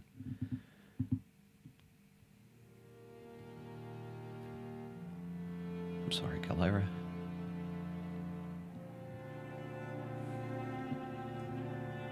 I wasn't strong enough.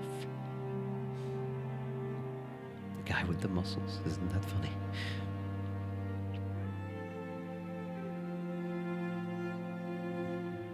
Maybe if I had been stronger, you'd still be here, chewing me out for being an idiot. And I can't wait to hear you do that again.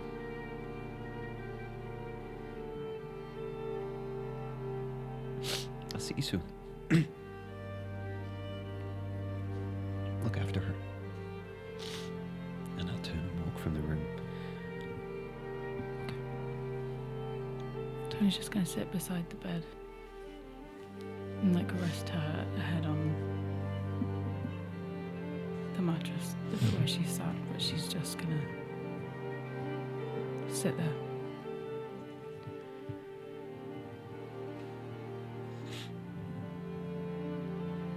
Sigismund, you return to the living room. You can see that Corey has now sat herself opposite Oz and Dusty. Dusty is moving chess pieces across a board against Corey.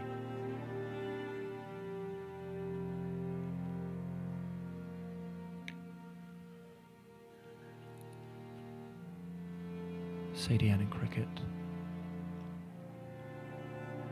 also existing within this space. As evening draws in, is there anything else people would like to achieve before you take a rest? I think at one point Cricket will kind of come out and see that Sadie's looking a bit shell-shocked as well. Before I heard the noise and started coming back, I only managed to get one. He holds up a little pigeon. I don't think it's gonna do much, but if you wanna help me. Yeah. Okay. I don't really know what I'm doing though. If it was me, I probably wouldn't even cook it, but we should. I'm gonna Dusty. Yeah. Cricket managed to catch a bird here. Can we rustle something up with it? Yeah. Yeah. Sure. Corey. You looks beat him again? Well, he's still a little shaken up, so I'm taking advantage. And you just see a flash of a smile creep across Dusty and Oz's face. You're a menace. Gotta do what I can. Dusty, why don't you play Oz? I'll help with the food. She gets up from the table, comes over to you, takes the pigeon, and leads you off to the kitchen if you would like to join her. She prepares a meal with your assistance. Roast pigeon stew. It's hearty. It's warming. And with the addition of the pigeon, it tastes bloody good. I'm gonna take a bowl, 2 bowls, upstairs. And gently tap on the door where I know Tony is with Willow. Hey, I got you. Corey made stew. I'll just leave it by the door. But please eat it. And I'll linger for a second. Did you come in or did you? I'm just by the door. Oh, okay. You can tell that she just wants you to have your space. But I'll linger for a second in case you want anything, and if not, then I'll go. I start moving away towards Gwen's room. And do the same. Gwenny, Come in. open the door. Hey, you hungry? I know you are. Yeah. I walk in. Stew. Takes the bowl. Sets it aside. Shuffles up on the bed where she sat to make room for you. Presses her back against the wall. Still trying to make herself as small as possible, but really, not excitedly, but enthusiastically, tucks into the stew. Sit down next to her. It's good. Yeah, Corey made it. She's such Corey's a the show little off. one? Yeah. Okay. What do you think of the sorry. book? What? I can't. Siggy says we're all family. Yeah. I can see the resemblance.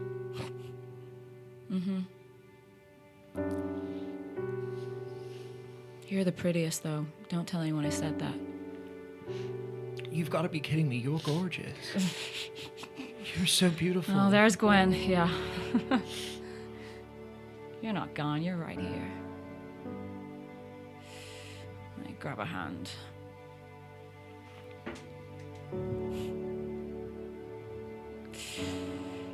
Boy, I'm so glad to see you. I've been gone for a long time. Yeah. This is the first time we've all been together in cycles. Really? Yeah. And I can't even remember it. I'm so sorry. It's fine. You'll get it back. You'll get it back. It's just, I will. yeah. Okay. It'll wear off. Just need to sleep. Okay. I look around the room and kind of take it in and try and remember the last time that we were in here and in the same bed and staying warm. Room is slightly more sparse. Yeah. Colours slightly more faded. Like the rest of the Sumner household. Everywhere bar your mother's old room.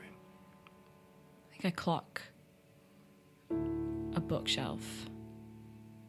Hey, that's mine. Huh? I get up and run over to the bookshelf and like pull a book out. You take this? You know this is my favorite book, right?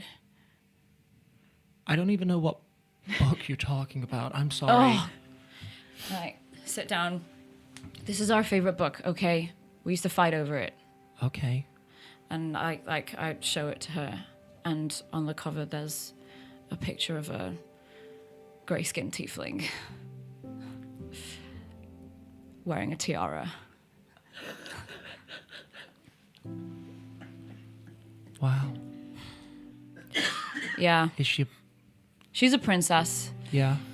And the evil Bumblebee King took all the colors out of the world, and she goes on a journey through the Feywild to bring color back to the world, and it's our favorite story ever.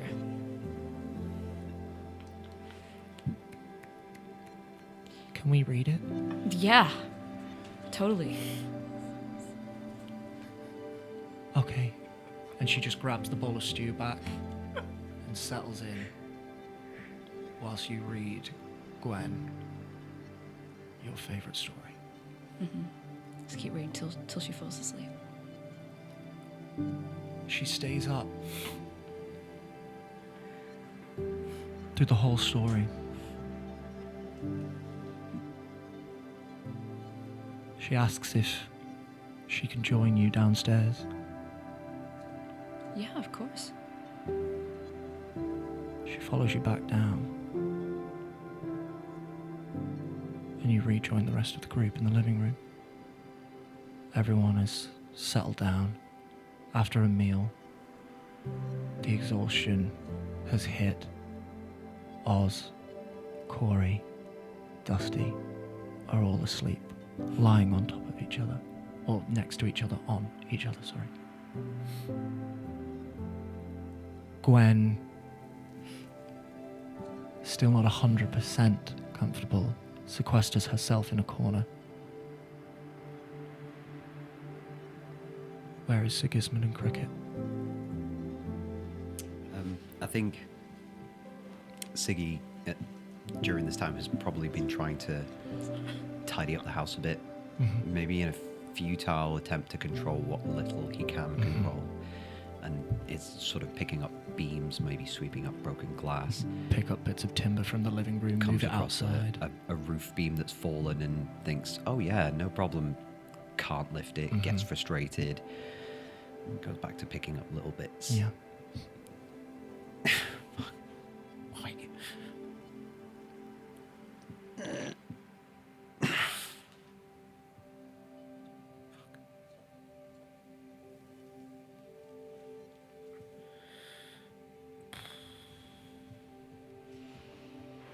Then I think after a little bit of time doing that, he'll sit in the room with everybody else and start quietly playing his lute. Lovely. It's a nice calming melody.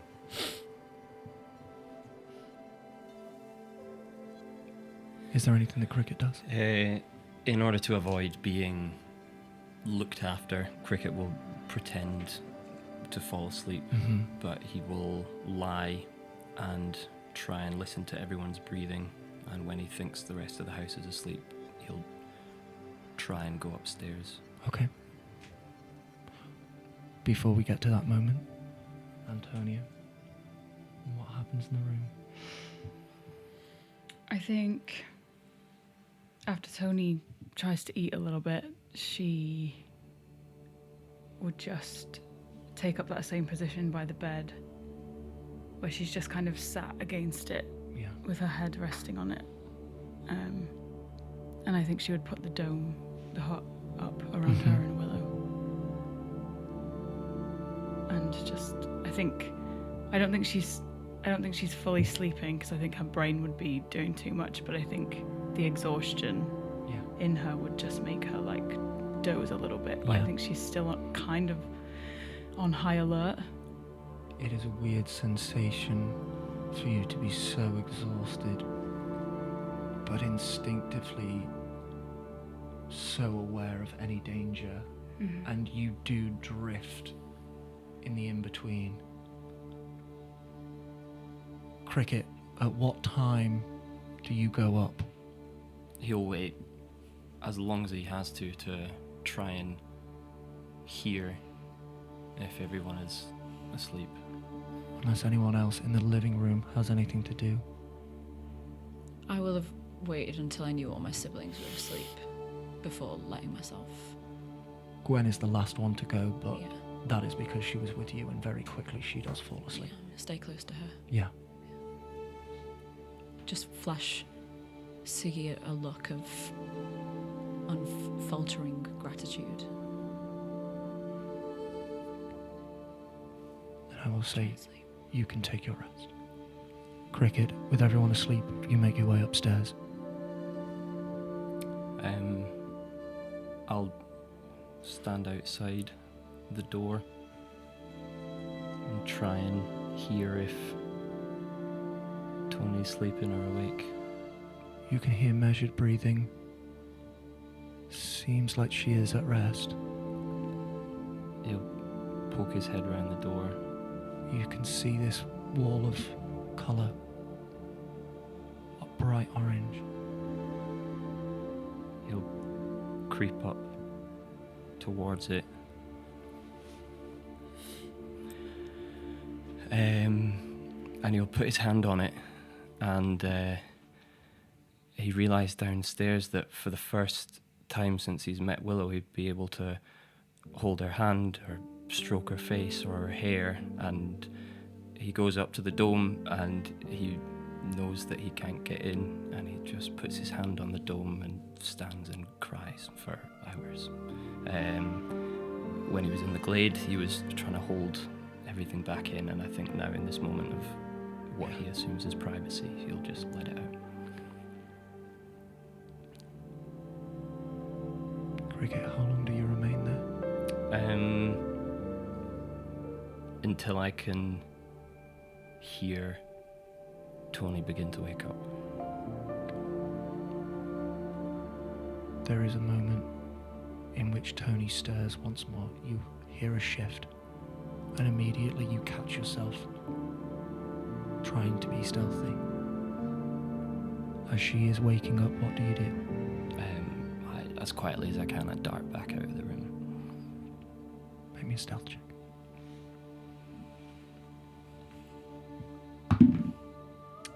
25. I think that does it. Yeah.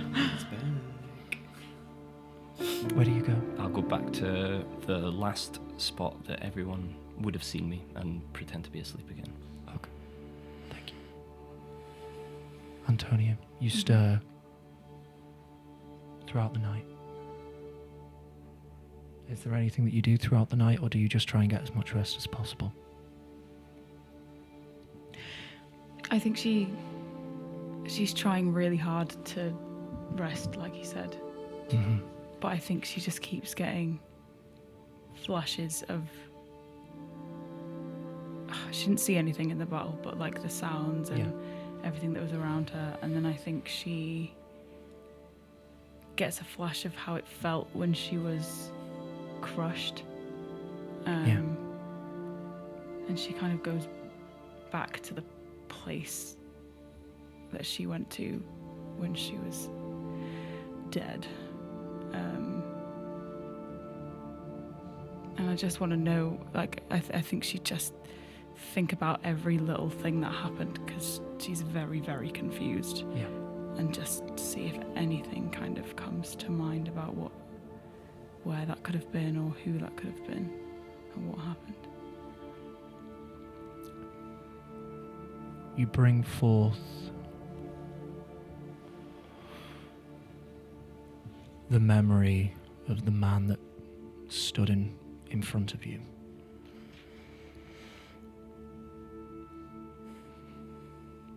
You see his elven features, sharp and pointed, but with kind and caring eyes. A rare sight to be seen on an elf, but there is a face of very, very well kept dark brown hair.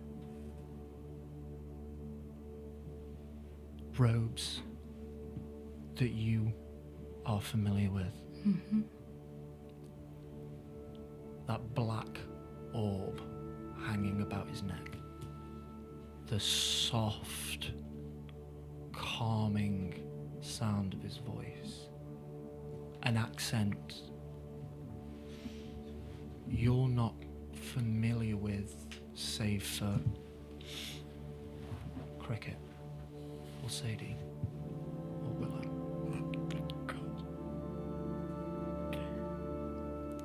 The Silver Lake. The city beyond. As you recall the city, can you please make me a history check? Yeah. Oh, God. Oy, oy, oy.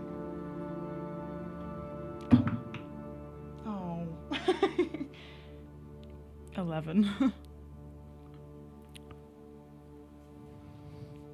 There's a weird disconnect in your mind. For now, you can't summon up a clear picture of the city. Yeah. Okay. Fuck. And as you think about each different aspect of what you saw,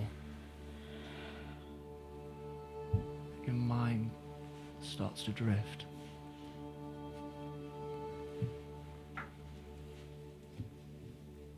And you are asleep.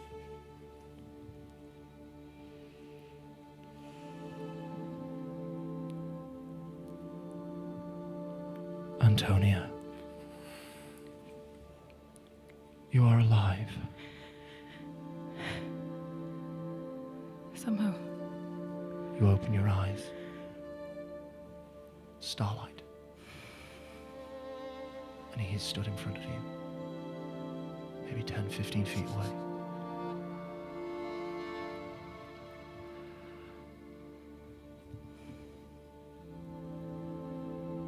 Of that, I'm very glad.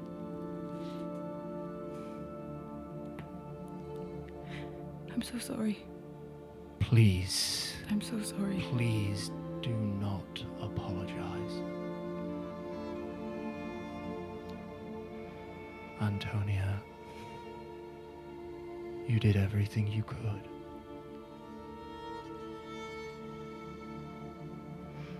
So did your friends.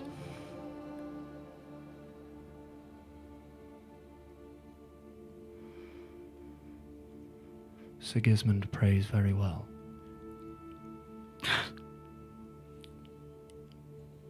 Never thought I'd hear that.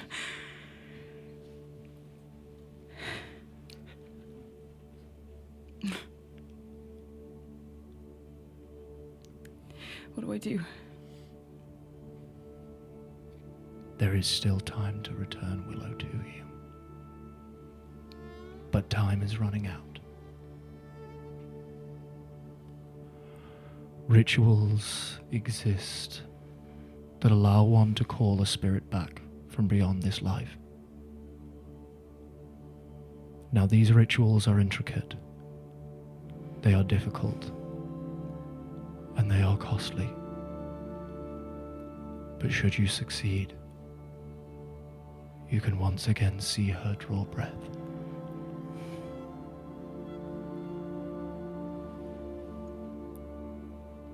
Certain rites exist to raise the dead.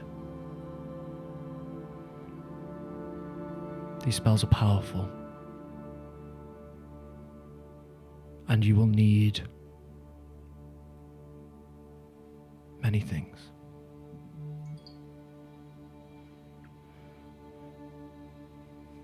First,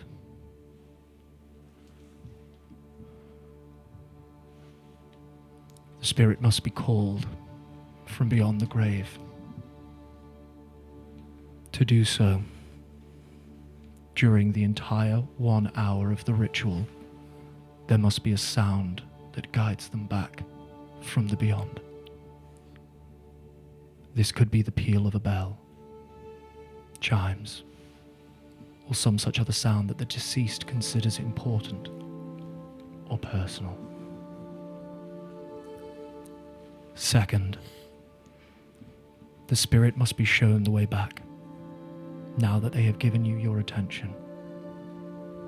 Something must be surrendered to the ritual to show them a way, be it a map, a lantern, or some other such instrument one would use to navigate with. Third, the spirit must be reminded of the world that they have left behind. Something of material value, significant to the deceased, must be presented to them. This could be many things: their favorite flower, a stone from their homeland, their favorite garment. something that calls them back to the material plane. Fourth, a diamond. Expensive. This must be placed on the chest of the deceased, a conduit to channel the spirit through the veil to the world of the living once more. And finally, the calling. The soul hungers, it desires. Something must be given to show the spirit what it still yearns for. This does not necessarily mean a physical hunger, though a deceased's favorite food has been known to work. Simple can sometimes be the most effective. However, one can also present something that represents their greatest joy in life, or a want they never fulfilled. This item need not necessarily be directly connected to what it is trying to represent, more it is required that the item is truly indicative of the spirit of what has been left behind. Gather these 5 things and conduct these rites. Upon the ground, in chalk, holy, the caster must draw the sigils of the ritual. As he speaks, those sigils appear in your mind. Celestial marks, divine glyphs. These will correctly telegraph the spell beyond the mortal world. The deceased must be lain in the center, the head facing the sigil at the crest of the spell circle, hands set palms skyward upon their abdomen. Wrap them in holy cloth. Upon the mark at the crest of the circle must stand the one who will present the first vital component of this spell, the sound being emitted closest to the deceased's head. Within the mark aside the right shoulder, the second component must be placed, the instrument through which the spirit will be guided back. Upon the glyph to the deceased's left leg, another must place the third vital component, connecting the deceased to the mortal world once more. Upon the chest, as I have said, rests the diamond, to connect the door and allow it to be opened. Antonia, hear me now, this is very important. Ensure this diamond does not move for the remainder of the ritual. Should the soul attempt to step through the door, and the door close before the ritual is complete, the soul could be lost in far harder places to reach than beyond this world. And finally, the 5th item, which must be placed in the upturned hands upon the holy cloth. Should these steps be followed, the rites that are chanted throughout can reach the soul intended. The rest, I'm afraid, is up to that soul. Time is also a very important factor. Each day that passes, she drifts further from this realm. Know this and go forward. But do not rush this. Ensure you are as strong as you can.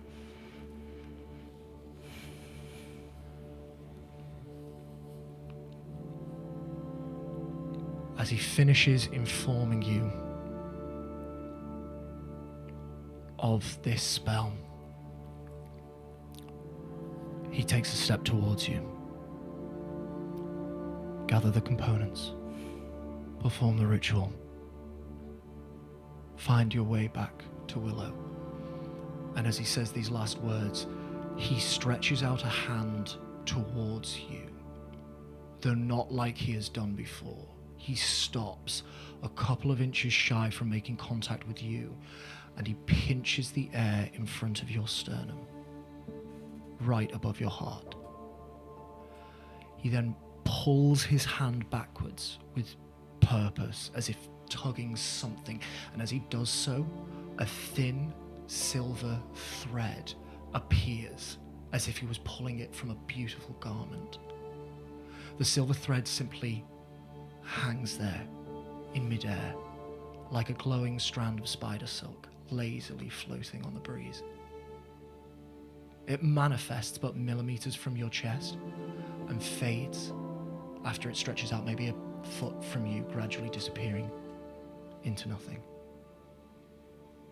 You look down at it, and it just hangs there. You look up. He is gone. You wake. What? Okay. Is that the morning? Is it? Or is it- Daylight Yeah. shines through the window. You all take a long rest.